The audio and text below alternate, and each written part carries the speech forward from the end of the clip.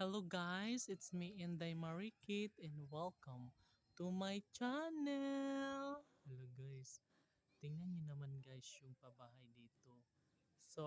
Sobrang ganda, matibay. Di ba yan? Tingnan niyo naman yan guys. Oh. So hindi pa nga yan tapos guys ha. Pero kita niyo naman, sobrang napakaganda na. Di ba? Hi Dung, where are you from? What you did? As long as you love me. Di ba guys? Di ba? So, ayun, kita niyo naman guys yung mga gawa nila guys. Oh, sobrang pulido no. And yan, lalagyan pa to guys ng mga canals, mga dike.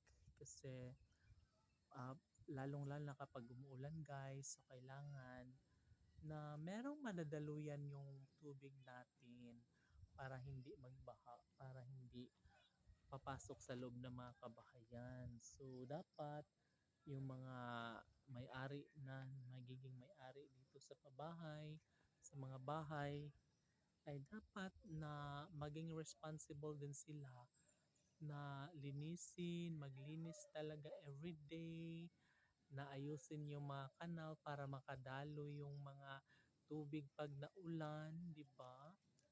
So, di ba pag sa katagalan yung kanal is parang um, bumababaw siya kasi 'di ba yung lupa, may lupa siya na ano, nasasali kaya medyo imbis na malalim, magiging mababaw na siya. So kailangan ah kung ano ka, yung responsible ka na dapat na ayusin mo yung kanal na sa tapat mo kasi para hindi magbara, para makadaloy ng maayos ang tubig palabas para iwas po na bumaha, no, para walang aberya, ganun. So, guys, thankful ako sa aming mayor, sa LGUY Bay. Salamat sa mga private agency na nagtulong-tulong para matapos ang mga pabahay dito. So imagine guys, marami pa naman kami guys na wala pang mga permanent housing. So katulad nila guys, meron silang magandang bahay, meron silang mga concrete houses.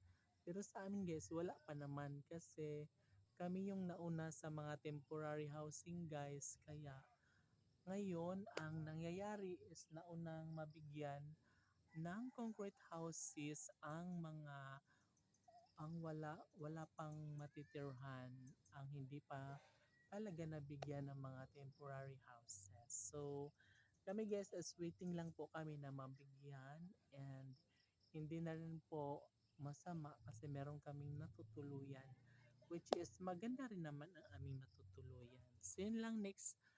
See you in my next video.